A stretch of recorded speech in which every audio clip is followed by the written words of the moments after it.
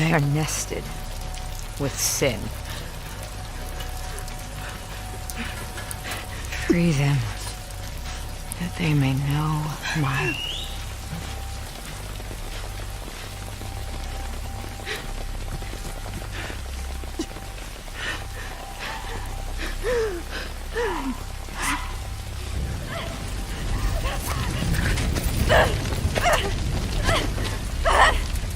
Yara!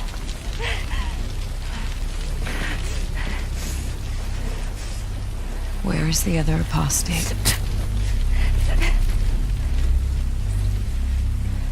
Clip her wings.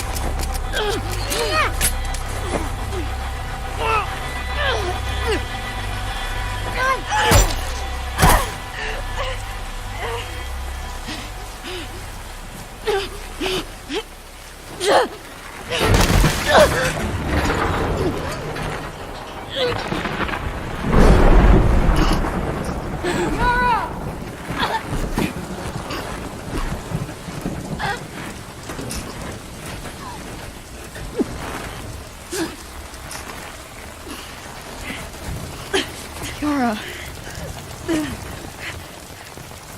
Demons are coming. Cut her down. She's one of them. Lev.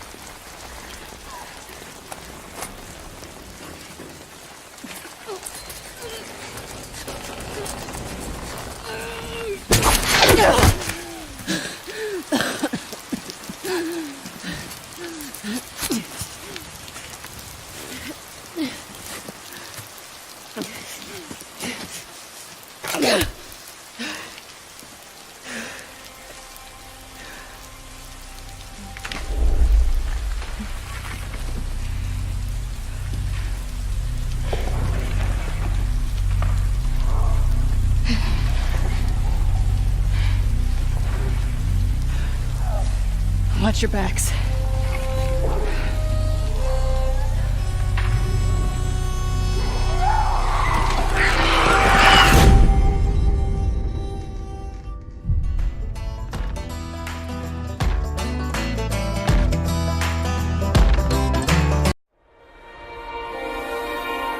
This will be the plague with which the Lord shall strike all men.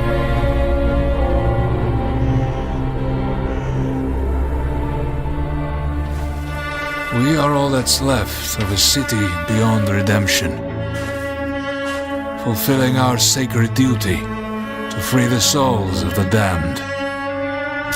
Good to go up here! Mindset. That should hold. Father, forgive us. We shed this blood in the name of mercy.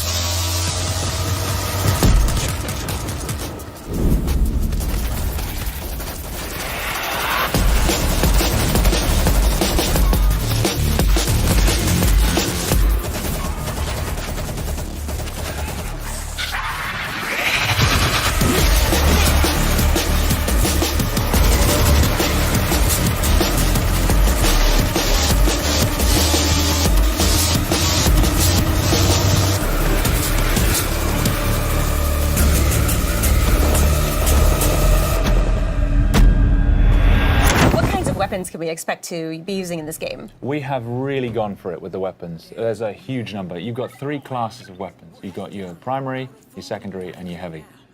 Primary weapons, we've got something for everybody. We've got assault rifles, we've got shotguns, we've got sawn-off shotguns, we've got crossbows with exploding tips, no less. And we've got SMGs, a variety of different of those weapons. Secondaries, we've got silenced pistols, sawn-off double-barrel shotguns, and then heavy, we've got rapid-fire combat shotguns, RPGs, heavy machine guns. We've gone for as much as we possibly can. You actually, like, with your cadence, your speech pattern, and your accent, you sound like you could be like a nefarious, like, weapons dealer. Like, you like opened the trunk and you were just listing off all the stuff you have for sale and stuff. Yeah. Nice work. Have you seen that scene in Taxi Driver where he goes to buy a gun? He's like, "It's a very nice gun. I got this gun here. I got this." That's me now. Nice. All right. Yeah. I'll be Travis Bick. Okay. That's scary, but yeah. Okay. Let's do it. All right. So the hordes of zombies in this game, I think it's very, very unique because, like in the movie, they're going to just be constantly running over each other, and that means that they could be piling on top of each other and then running over the pile. So you know they'd be able to maybe possibly reach you on the second floor, where you think you're perfectly safe. Oh yeah. So I think that's a really interesting thing to bring to this genre, especially. I mean, we're pretty much getting used to fast zombies. You can see right there, they're actually pyramiding up there now. Oh my God. And climbing the walls. To me, that is terrifying. If I was playing this game, I don't know. Well, it's great because the guys have put such an enormous amount of work into the physics system that governs those zombies and how they move. And so you're never safe anywhere. There's nowhere to hide. They will climb the walls, they'll climb over buildings. And actually, when we were designing the zombies, we put a lot of thought into the psychology of the zombie. Because, of course, they have no fear. They're not like another enemy where you can break their morale. They're not afraid of their own, they're not afraid of injuring themselves. So if they see you, they will throw themselves from the rooftops. They will climb through burning cars. They'll do anything to get to you, and they won't stop. No, that's one of the awesome things that we were talking about before we got on stage here was the zombie AI and how they work and stuff like that. And I've always liked the idea better of an intelligent or a more like a hunter zombie. Also, can we call them Zeeks? We can call them Zeeks. By the way, zombies are sometimes called Zeeks in this game and in the books and the movies and stuff. So let's call them Zeeks from now on. You heard it here. Anyway, no, I love that the idea of hunting. Like they're trying to eat you for food or trying to procreate, which are like the two basis instincts of any living thing. There's no zombie procreation in our game, I'm afraid to say. Oh, really? Yeah, I'm afraid there's. Oh, that's what I meant. I didn't mean like making love. Okay. I meant like biting and turning. Transmission. Okay. That's what I meant. Okay, right. I see. Okay. Get your mind out of the gutter, man. Come on. Like, what can I do? Oh my goodness. No, do they? Because it looks like they flow like a ant hive. Yes. Or ant hive. Ant colony. Yeah, there we go. An ant colony. Yeah. An ant hive. Whatever. Yeah. Sure. Let's make some metaphors. Sure. But yeah, it looks like they like work like that. Like they swarm. They're not just 500 kind of independent individuals. They respond as a swarm, and so they will move and flow. Not just with. When they see you, they'll move towards you the best way they can. But if there's a wall in the way, they'll pyramid up and try and get over the top of each other and over the edge. But also, a lot of them, if you shoot them and they collapse in front of you, the ones behind will just trample over the top of them. Just to get to you. Exactly, just to get to you. And I can tell you, when you're standing there and the only thing you've got is you've run out of primary ammo and you've just got your silenced pistol and you've got 300 zombies coming towards you, it's pretty damn scary. Yeah. Well, that's going to be me, obviously, because I've never been very accurate. I've always been a spray and pray kind of guy. Yeah. But thankfully, you said there's a myriad of weapon choices, so yes. I can be the heavy guy. Yes, you can. Not just the heavy guy, but there's we got character development, so you've got progression.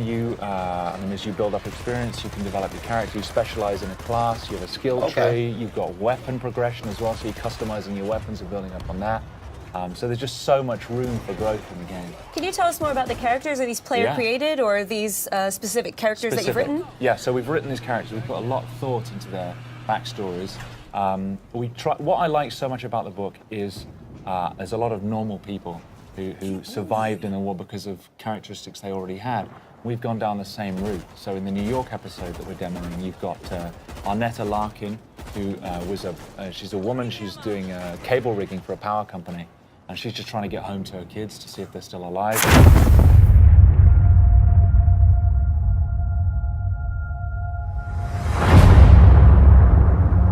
It's been 15 years since the fall. The city is a corpse, and we are the worms. We burrow in it, fighting for every useful piece of land to preserve ourselves from the terrors of the night and the horrors of the day. I know not who can hear my voice. I shall therefore speak a word unto hear. Anyone who dares to steal food will be hanged, and their bodies will be exposed. Every day we rise from dust to choose between bad and worse.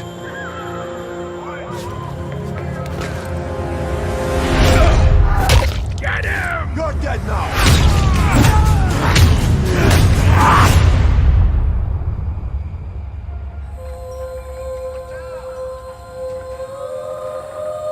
And these choices we take to survive will create the world to come.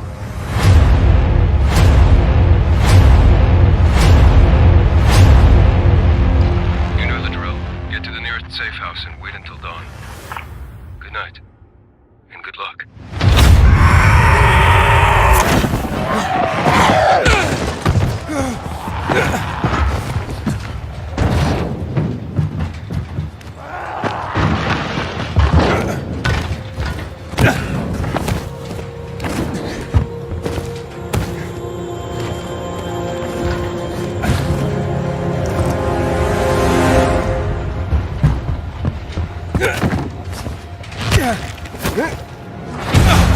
Dying Light 2 features a functioning ecosystem that reacts on multiple levels to the things you do and the choices you make. In the example we're about to show you, our protagonist undertakes a mission for the Peacekeepers, one of the many factions active in the city. They want you to negotiate with two survivors who are controlling and hoarding a water supply. Are you going to insult us with another final offer? Let's say you choose to carry out the Peacekeepers' orders, one way or another. Stay back! After this, you'll start seeing a significant change in the city, as access to the water supply has allowed the Peacekeepers to bring stability and develop the area. There's even running water for the people at street level. And that raises their morale and allows you to replenish your energy on the go. But there's a cost to this. The PKs have a rigid approach to law and order. So while the streets may be safer, it's only safe for those who side with them. So if you get on their bad side... Now let's return to that moment of choice. And instead of killing them, you choose to team up with this group to supply water in the black market. As you will see, this creates a very different set of consequences for the city. With water being a precious currency, it brings you access to new resources and trade. But this in turn attracts the worst type of people to the area. And this is just a single decision, one out of hundreds you'll have to make. But it allows you to carve out your own world, your own city from the apocalypse. Each player's game experience will be unique. And by the way, this is just what happens in the day. At night, well, things tend to get a lot darker.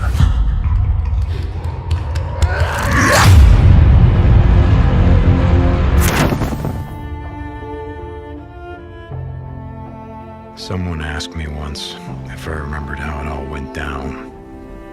As if it happened so long ago that anyone could forget.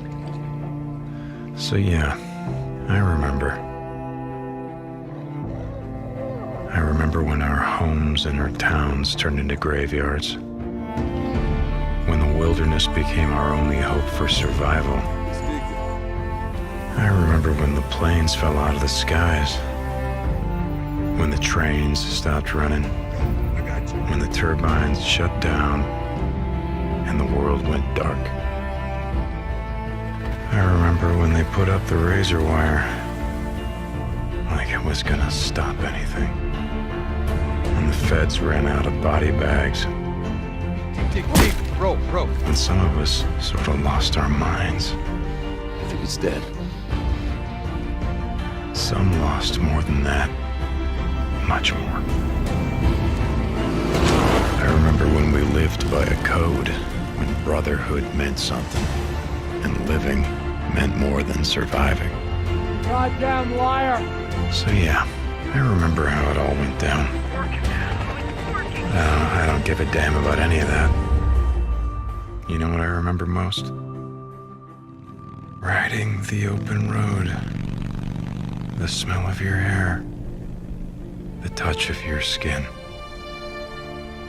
I remember you. But those days are gone. Now I'm a drifter. A bounty hunter. A mercenary. And for me, the broken road is all that's left. But I'll always remember. John, what was the inspiration behind this character? Well, a few things. He's broken. So you saw from a couple of trailers that we've released that he's lost someone and it's scarred him in a way. And it's like Jeff would like to say, everybody loses people, in these kinds of end of the world scenarios. So what's particular about Deacon though is that he was an ex-member of an outlaw motorcycle club, and therefore he has a love of the open road. He has a love of motorcycles. Yeah. There's a sense of brotherhood, and you can see that here in these scenes with him and his best friend Boozer. And so it was that combination that really sort of drew us to this particular character. Right, we're going to continue to learn about him as you're playing the game, correct? About him and his backstory and why he is the way he is. I mean, the bike is very important, right, as well? Yeah, we almost consider the bike to be another character. Yeah. Because you only get one, and you're constantly upgrading it, you're constantly trying to repair it, you need to keep it refueled, and if you lose it, you got to go find it, and you can't whistle for a new one. So you can't whistle, right? Like a horse. Yeah, the refueling mechanic is a huge game design choice. I really, really like that. Can you talk more about how important it's going to be to be able to find fuel? Sorry. So the refueling mechanic, and actually you have to find gas to keep your bike going. It's a mechanic we haven't really seen done to this extent before. Can you talk more about that and how it changes the gameplay? Well, like in this demo, one of the things that Jeff's taking the run and gun approach. So we like to call it sandbox combat. So basically what you can do is you can run and gun, you can stealth your way through, and your goal here is to get and find a bike part, right? So you're here actually for kind of a trivial reason. You've risked your friend's life to come and get a part for your bike. And so that shows a little bit about Deacon's character. But then as you watch Jeff play through this wide linear sequence, he can play it 100 different ways. And if you watch other people play, you'll see that, okay, they didn't take this route. They didn't stop and check the trunk of this police car. And those are kind of like our treasure chests throughout the world. So you're always on the lookout for those because that's how you're going to find ammo and health kits. And then you're seeing one of our stealth mechanics here. If you're quiet, if you crouch walk and you walk up behind an enemy, then you have the opportunity for a stealth takedown. And what can you tell us about the Freakers? Because they're quite unique. I mean, we've seen, a fair few undead enemies in video games before. What makes the Freakers unique, and what was your decision-making behind making them the way they are? They're alive. They're alive. Yeah, they're not zombies. They're alive. And so that sounds trivial, but it's not, because it basically means we have a full day-night cycle in the game. Right. And they have things that they do. There's an ecosystem, and they have to eat, they have to drink, they have to hibernate. And so you will find them, like in this scenario, you'll see that there's some nests, and Freakers build nests for reasons you discover while you're playing the game. And then you can take those nest zones out in order to free up fast travel routes. So it becomes part of the metagame. But Freakers are evolving. They're living creatures who have been affected by this virus. And there's several different types. And some of our trailers you've seen, we've shown the Screamer, which is a female that can have sort of alarm system that will bring in more Freakers. Right. We have the infected bear, so it infects animals. In our last trailer, we showed mountain lion and the crows. Right, so you have so it's just it's a wide variety of challenges for the player. And like we said, the world comes for you, and that's part of it. Is that these creatures are always after you, and at night they're stronger. Yeah. If it starts raining, they become stronger. But I've seen in previous trailers Deacon actually utilizing the Freakers as a weapon against his enemy as well. So you can actually use them to your advantage as well as the environment itself. Yeah, absolutely. We call it the Freakosystem. So in this scenario, there's not a lot of chance for that. But if he were fighting Marauders or Rippers, then he could find a nearby swarm. It's an open world, so you can just explore. You can find other tools like a swarm or a Freaker bear, and you can bring them into an enemy camp and watch the sort of mayhem that happens. I guess you got to be careful though. You don't get kind of sucked into it. Yeah. I like this gun, you guys. So you have melee combat and you have gun combat. Can you talk about how you designed and balanced for both?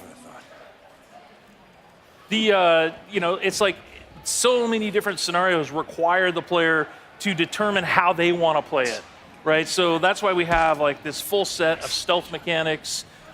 We have a full set of weapons that you can upgrade, and in order to do that, you have to go to the human encampment. So there's survivor encampments in the world, the only places in the world where it's safe. And you have to do jobs and missions with them in order to earn trust. And then once you earn trust, the merchants there will sell you them. Ah, I like that. And then it's like, and if you want to upgrade your shotgun, or you want to upgrade, or you want to buy a silencer for it, then you have to have enough trust at that encampment in order to do that. Boozer, you there? I found the part. I'm heading Got the bike part.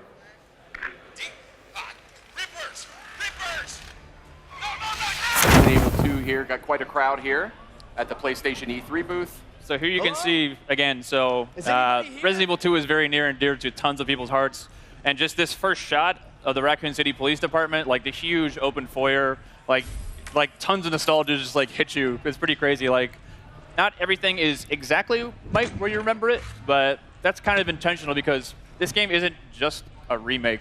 It's a whole new game that we're building off of the foundation that the original game had built. So there's going to be a lot of familiar stuff, but there's going to be a lot of new stuff as well. So. That's how you got to do it, right? I mean, it's been close to 20 years, hasn't it? Yep. Right. This game alone, 20 years. Wow. Does it make you feel old, Sid? I feel old when I know. That makes me feel a little old. David, Marvin, you there? I found a way out. It's in here. So did you actually go back and rewatch the original and then like frame by frame decide what you wanted to keep in and what you wanted to update?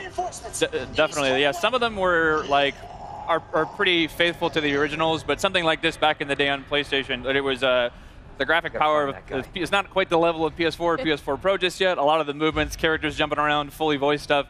It's a little bit more crude, but definitely classic. But some stuff is new, but some of the originals are there as well. So a big change here is the fact that we're really playing the game. We're Leon Kennedy. And when I think of Leon Kennedy, I think of Resident Evil 2, but I also think of Resident Evil 4. Yes. And you guys have opted for more of a Resident Evil 4 approach to the controls. So tell me a little bit about that. Definitely. So the over-the-shoulder thing, we know it's the original game with the fixed camera in the corner. That's very, again, near and dear to people's hearts. But with the over-the-shoulder camera, we're building a new game. This isn't a remake of the original. It is a full new game that we really want to push. And the idea of having over-the-shoulder, the pinpoint accuracy of really trying to take down zombies, it felt better for this experience. So that's where we went through. So. But the big difference is it's less shooter elements compared to the Resident Evil 4. This is more, like a Metroidvania style, survival horror, classic gameplay. So we actually try to keep the original, gameplay feel from the original. So that's kind of what we were trying to do in this new Resident Evil 2 as well. The lighting feels very similar too. Yes. Yep. Yeah, definitely one other thing is so to make it people always see the over-the-shoulder first person, think of just you're going to be running off the walls and doing backflips and things like that. It is definitely not like that at all. The zombies in this game are tough, and not just if you see one or two or three, I got to look out. If you see one in a hallway and you can't get by them, you have to you fear for your life type thing because you're probably going to die. So you really got to be careful with your ammo. And to confirm, these are zombies a la Resident Evil 2, not Las Plagas. So these are your T-virus zombies. Right. Just had to settle that one.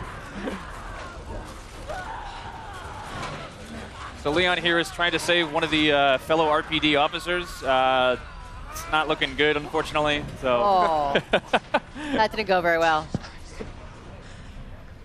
Now, we know there's going to be some familiar faces in this as well. Some characters that we've seen in other games. We saw that in the showcase asset just last night. But Tell me a little bit about the approach to that.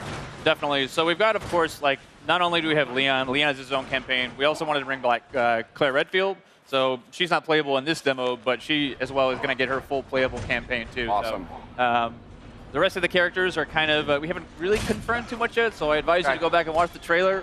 You can kind of make some good guesses, I think, based on those, but we'll leave it to your imagination. Awesome. This is cool here. This is super tense.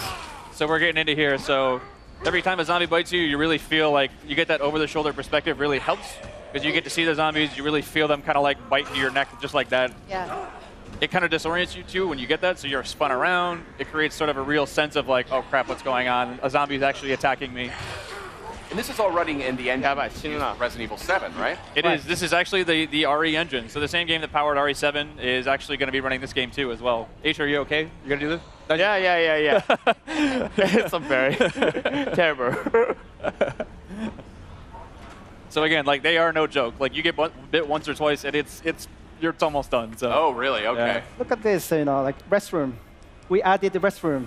Yeah, so that was one thing that was really in the PS1 game. It was one of those it's limitations back in the day, but there were actually no restrooms in the original PlayStation. Right. That's a good point, actually. Right? So in this demo, we wanted to make sure that we have a fully functioning bathroom. We put a little treat inside there for you, or a first aid spray. That's a backup box. Right. If I've ever heard of one. I noticed you just picked up some first aid spray before. A lot of what I love about survival horror games is the limited supplies, and you really have to like think things through. Is that an element that you guys are working with? Yeah, those are sort of like the emergency last minute things. But again, like it is really survival horror to its fullest. Like you're gonna need to conserve those. As you can see in his inventory there, he only had a handful of bullets. So if you run out of bullets, there's no like. We did add certain things like, if you find a la RE7 some gunpowder and some other resources, you can make more. But if you're out, you're pretty much going to be out. So really wanted to drive home the survival aspect of this game.